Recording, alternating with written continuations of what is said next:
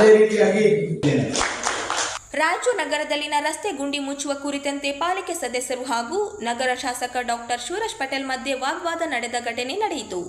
ನಗರದ ಜಿಲ್ಲಾ ಪಂಚಾಯಿತಿ ಸಭಾಂಗಣದಲ್ಲಿ ನಡೆದ ಮಹಾನಗರ ಪಾಲಿಕೆ ಸಾಮಾನ್ಯ ಸಭೆಯಲ್ಲಿ ನಗರದಲ್ಲಿ ರಸ್ತೆ ಗುಂಡುಗಳ ಮುಚ್ಚುವ ಕುರಿತು ಚರ್ಚೆ ಪ್ರಾರಂಭವಾದ ಸದಸ್ಯ ಎನ್ ಶ್ರೀನಿವಾಸ ರೆಡ್ಡಿ ಪ್ರಸ್ತಾಪಿಸಿದಾಗ ಶಾಸಕರು ರಸ್ತೆ ಗುಂಡಿ ಮುಚ್ಚಲು ಅನುದಾನ ನೀಡಿಲ್ಲ ಎಂದು ಪ್ರಸ್ತಾಪಿಸಿದರು. ಆದ ಪ್ರಕ್ರಿಯಿಸಿದ ಶಾಸಕ ಡಾಕ್ಟರ್ ಶಿವರಾಜ್ ಪಟೇಲರು ಶಾಸಕರುಗಳಿಗೆ ರಸ್ತೆ ಗುಂಡಿ ಮುಚ್ಚಲು ಅನುದಾನ ಬರುವುದಿಲ್ಲ, ನಗರ ಸ್ಥಳೀಯ ಸಂಸ್ಥೆಗಳು ಹಾಗೂ ಸರ್ಕಾರ ಅನುದಾನದಲ್ಲಿ ರಸ್ತೆ ಗುಂಡು ಮುಚ್ಚಬೇಕೆಂದರು. ಹಿರಿಯ ಸದಸ್ಯ ಜಯಣ್ಣ ಮಧ್ಯ ಪ್ರವೇಶಿಸಿ ನಗರ ರಸ್ತೆ ಗುಂಡಿ ಮುಚ್ಚುವುದು ಶಾಸಕರ ಜವಾಬ್ದಾರಿ ಎಂದಾಗ ವಾಗ್ವಾದಕ್ಕೆ ಕಾರಣವಾಯಿತು.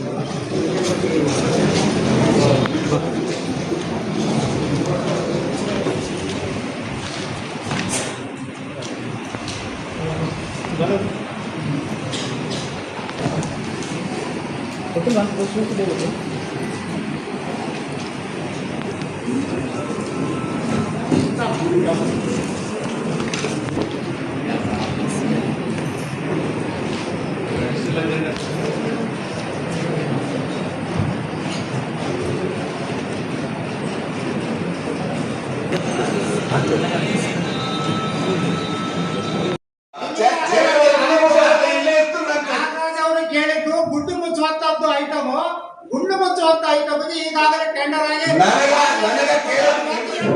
ಉತ್ತರಕ್ಕೆ ನನ್ನ ಅಭ್ಯಂತರ ಇಲ್ಲ. ನನ್ನ ಅಭ್ಯಂತರ ನಾನು ಶಾಸಕನಾಗಿದ್ದೀನಿ, ನನಗೆ ಮಾಡಬೇಕು ಗುಂಡಿ ಮುಚ್ಚೋದನ್ನ. ನನಗೆ ಗುಂಡಿ ಮುಚ್ಚುವಂತ ಅನುದಾನ ಬರೋದಿಲ್ಲ.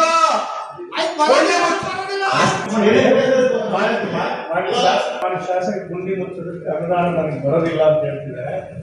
ಗುಂಡಿ ಮುಚ್ಚಬೇಕು, ಕಸ ಎತ್ತಬೇಕು, ಬಿಲ್ಡಿಂಗ್ ಕಟ್ಟಬೇಕು ಅಂತೇಳಿ ಆ ಹೆಸರಿನಿಂದ ಅನುದಾನ ಬರೋದಿಲ್ಲ. ಅವರ ಒಂದು ವಿವೇಚನಾತ್ಮಕ ನಿಧಿಯಿಂದ ಗುಂಡಿ ಮುಚ್ಚೋದಕ್ಕೂ ಶಾಸಕ ನಿಧಿಯಿಂದ ದುಡ್ಡು ಕೊಡಬಹುದಾಗಿದೆ. ನೀವು ನಿಮ್ಮ ಅನುದಾನದಲ್ಲಿ ಗುಂಡಿ ಮುಚ್ಚೋದಕ್ಕೆ ನಗರಸಭೆಗೆ ದುಡ್ಡು ಕೊಡ್ರಿ ಅಂತೇಳಿ ನಾನು ಒತ್ತಾಯ ಮಾಡ್ತೀನಿ.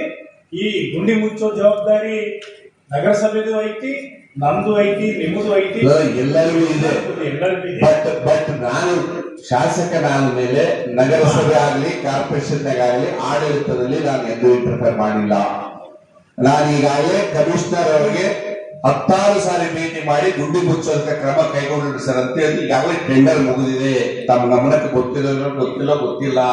ಸ್ವಲ್ಪ ಮಳೆಗಾಲ ಇರೋದ್ರಿಂದ ಮಳೆಗಾಲ ಮುಗಿದ ತಕ್ಷಣ ಆ ಬಿಟಿ ಪ್ಲಾಂಟ್ ಸ್ಟಾರ್ಟ್ ಆದ ತಕ್ಷಣ ಗುಂಡಿ ಮುಚ್ಚೋಂತ ಕಾರ್ಯ ಮಾಡ್ತೀವಿ ಅಷ್ಟೇ.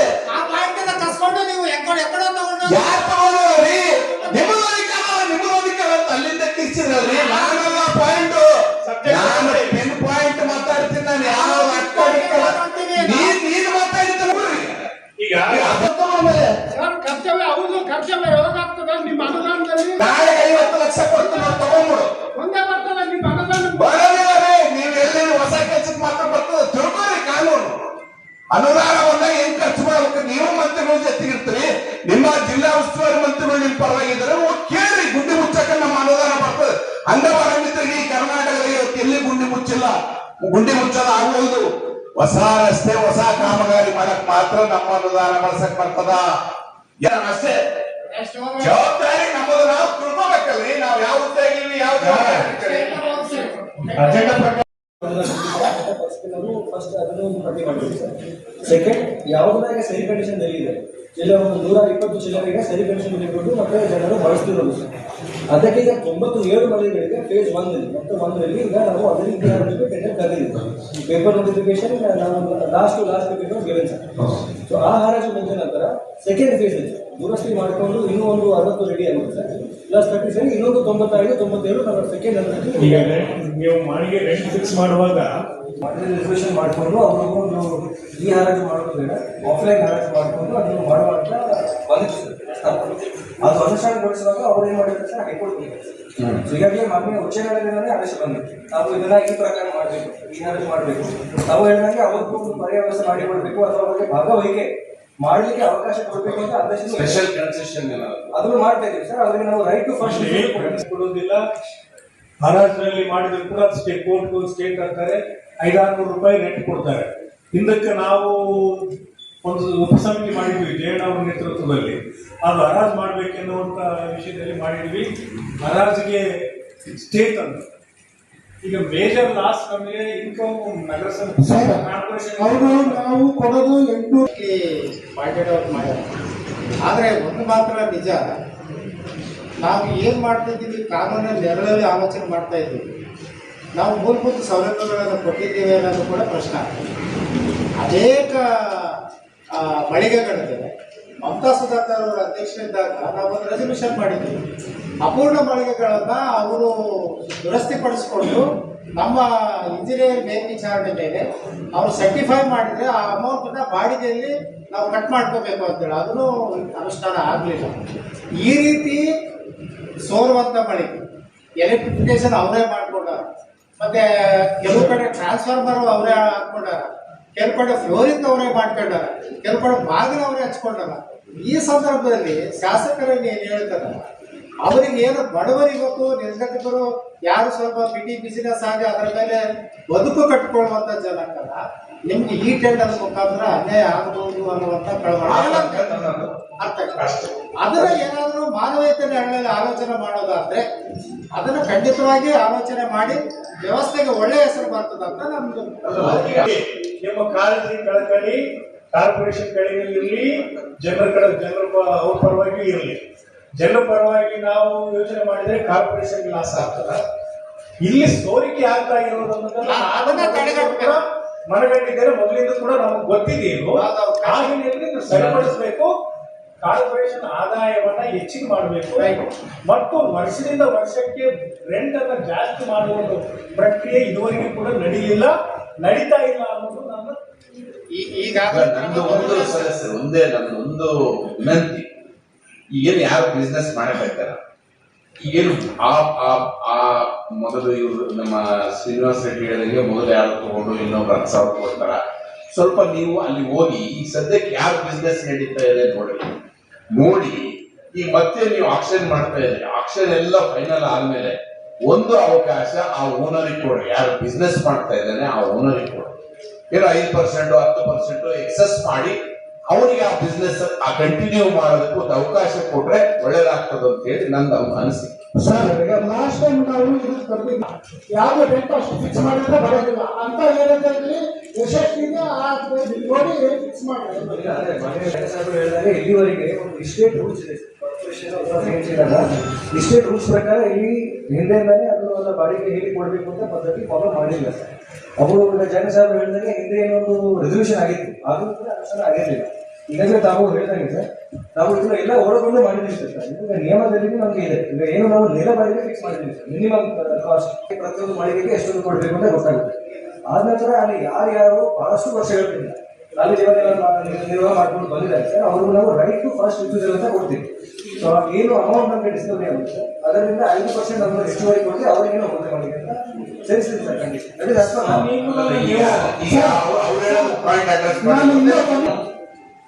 ನೀವು ಮೊದಲೊಂದು ಡಿಸ್ಕವರಿ ಮಾಡ್ರಿ.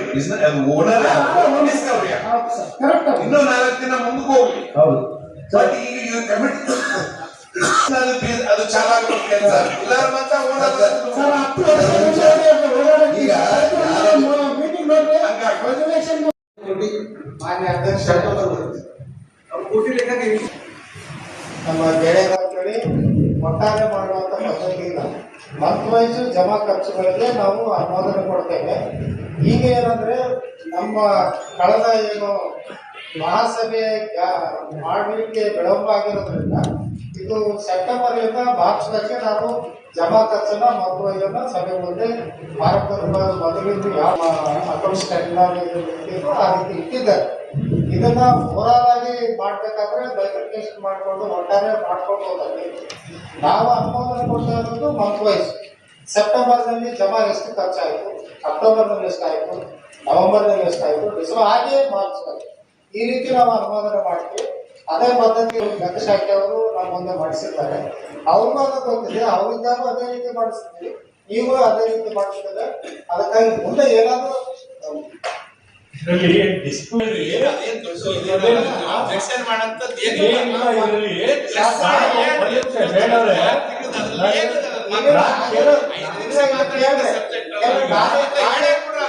ನಾನು ಹೇಳ್ತಾ ಇರೋದೇನಂದ್ರೆ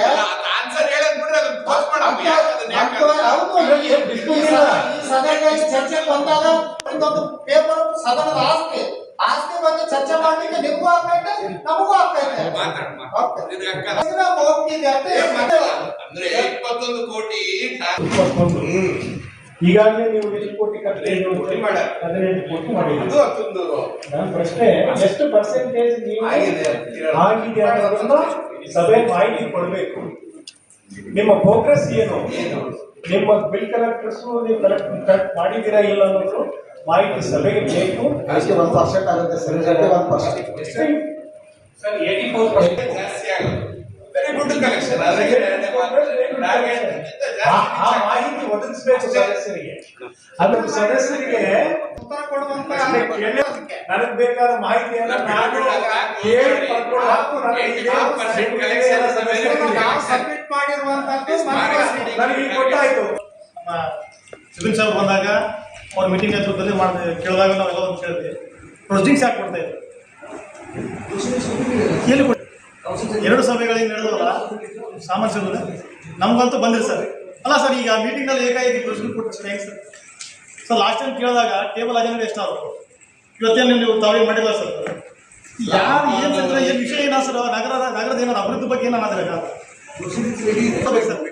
ಅಲ್ಲ ಸರ್, ಮೀಟಿಂಗ್ ಸರ್ ಒಂದು ಕೆಲಸ ಮಾಡಿ ಸರ್, ಮೀಟಿಂಗ್ ಮನೆ ಕಳಿಸ್ರಿ ಸರ್. ಸುಮ್ಮನೆ ಅಲ್ಲ, ಪ್ರೊಸೀಡಿಂಗ್ಸ್ ಮೀಟಿಂಗ್ ಮನೆ ಕಳಿಸ್ರಿ ಸರ್. ಅಲ್ಲ, ಪ್ರೊಸೀಡಿಂಗ್ಸ್ ಯಾವಾಗ ಕೊಡ್ಬೇಕು? ಅಲ್ಲ, ಮನೆ ಹಿರಿಯ ಸದಸ್ಯರಾರ ಅವ್ರಿಗೆ ಲಾಸ್ಟ್ ಟೈಮ್ ಹೇಳಿದ್ರು ಡಿಫರ್ ಆಗಿ ಮುಗಿಸ್ಬೇಕಂತ. ಎಲ್ಲಿ ಕೊಟ್ಟು ಅನಿಸ್ತು? ನಾಳೆ ಕೋರ್ಟ್ ನಿರ್ಣಯ ಏನಾಗುತ್ತೋ ಏನಿಲ್ಲ ಗೊತ್ತಿಲ್ಲ. ಆದರೆ ಪಾಲಿಕೆ ಆದ ನಂತರ ಈಗಾಗಲೇ ರಾಯಚೂರಲ್ಲಿ ಹಲವಾರು ಗುಂಡಿಗಳ ಬಗ್ಗೆ ಒಂದು ಕ್ರಮ ತಗೊಂಡಿಲ್ಲ. ಗುಂಡಿಗಳ ಬಗ್ಗೆ ಇದರಲ್ಲಿ ಏನು ಒಂದು ತಗೊಂಡು ಒಂದು ಕಿಂಚಿತ್ತು ಇದರಲ್ಲಿ ಗಮನ ಹರಿಸಿಲ್ಲ. ಯಾವ ಥರ ಸರ್ ಮೀಟಿಂಗ್ ಮಾಡೋದು? ಕುಡಿಯೋ ನೀರು ಬಗ್ಗೆ ಇದ್ರಾಗ ಮುತರ್ಜತಿಲ್ಲ. ಈಗಾಗಲೇ ಗುಂಡಿ ನೀರು ಬರ್ತದೆ, ಅದ್ರ ಬಗ್ಗೆ ಮುತರ್ಜತಿಲ್ಲ. ಗುಂಡಿ ನೀರು ಇಲ್ಲ, ಯಾಕೆ ಸರ್ ಇರಲ್ಲ? ನೋಡಿ ಸರ್, ಕಳಿಸಿಲ್ಲ ಸರ್ ನಮ್ಗೆ ಅಜೆಂಡಾ ನಮ್ದು ಏನು ಕಷ್ಟಗಳು ಕೇಳಬೇಕಿಲ್ಲ. ನೋಡಿ ಸರ್, ನಾವು ಸರಿ ನಮ್ಮ ಗೋರಪ್ಪ ನೀರು ಸದಸ್ಯರಲ್ಲ.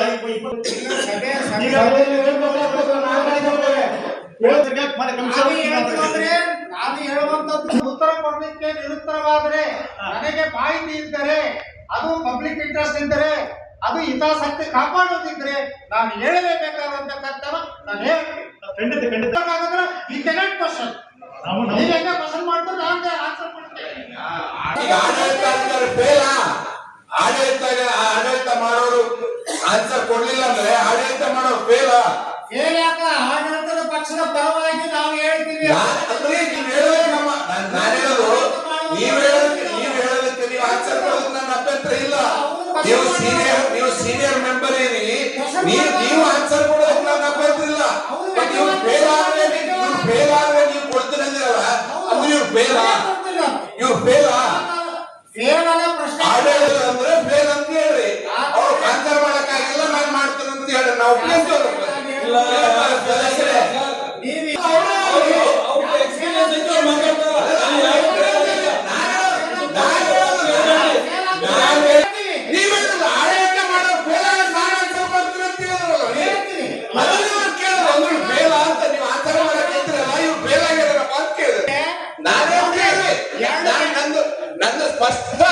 ಸ್ಪಷ್ಟೀಕರಣ ನನಗೆ ಸ್ಪಷ್ಟವಾದ ಸ್ಪಷ್ಟೀಕರಣ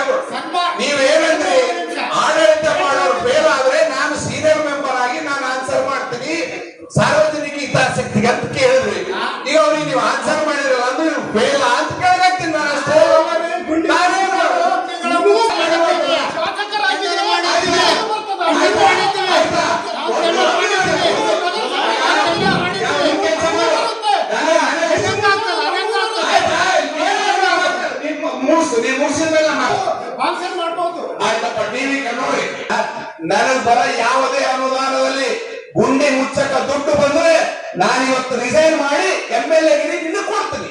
ಇನ್ನ 2 ವರ್ಷ ಆಡಳಿತ ಮಾಡಕ್ಕೆ ನಿನಗೆ ಕೊಡ್ತೀನಿ. ಗುಂಡಿ ಮುಚ್ಚಂತ ಅನುದಾನ MLA ಯಾರಿಗೂ ಬರೋದಿಲ್ಲ, ಮುನ್ಸಿಪಾಲಿಟಿಗೆ ಬರ್ತಾರ. PWD ಅವ್ರಿಗೂ ಎಲ್ಲಿ ಬರ್ತಾರ ಪಿಡಬ್ಲ್ಯೂಡಿಗೆ? ಕೇಳಿ ಮಂತ್ರಿಗಳು ಹೋಗಿ ಕೇಳಿ, ತೊಂದರೆ ಅನುದಾನ ಅಂತ ಕೇಳಿ. ಮತ್ತೆ ಮಂತ್ರಿಗಳು ಇರ್ತಾರಲ್ಲ ಹೋಗಿ ಕೇಳಿ. ಉಸ್ತುವಾರಿ ಮಂತ್ರಿಗಳು ನಿಮ್ ಸರ್ಕಾರದವ್ರೆ, ಸೀನಿಯರ್ ಮಂತ್ರಿ ನಿಮ್ ಸರ್ಕಾರದವ್ರೆ, ಹೋಗಿ ಕೇಳಿ ದುಡ್ಡು ಬರ್ತದೆ ಗುಂಡಿ ಮುಚ್ಚಕಂತ. ಗುಂಡಿ ಮುಚ್ಚ ಆಡಳಿತ ಮಾಡಬೇಕು, ಪ್ರಶ್ನೆ ಮಾಡಬೇಕಾದ್ರೆ ಕೇಳ್ಬೇಕ್ರಿ. ಸನ್ಮಾನ್ಯ ಗುಂಡಿ ಮುಚ್ಚಕ ನಗರಸಭೆಯಿಂದ ಮಾತ್ರ, ಕಾರ್ಪೊರೇಷನ್ ಇಂದ ಬರ್ತದ. ಸನ್ಮಾನ್ಯ ಶಾಸಕ ತಿಳ್ಕೊಂಡಿದ್ದು ಎಲ್ಲಿ ಗುಂಡಿ ಮುಚ್ಚಬೇಕಂತ ನಮ್ಮ ಬರೋದಿಲ್ಲ ಅನುದಾನ. ನಮ್ಮಗ ಬರೋದು ಹೊಸ ರೋಡು, ಹೊಸ ಬಿಲ್ಡಿಂಗು, ಹೊಸ ಕಟ್ಟಡ ಮಾಡಕ್ ಮಾತ್ರ ಬರ್ತದ. ಇದು ತಿಳ್ಕೊಳ್ಳಿ, ನೀವು ಆಡಳಿತ ಮಾಡೋರು ತಿಳ್ಕೊಬೇಕು.